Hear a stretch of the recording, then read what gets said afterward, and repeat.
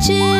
விதைச்ச விதையும் இங்கு செடியா முளைச்சிருச்சு. பூவும் இல்ல காயும் இல்ல கனியாச்சு.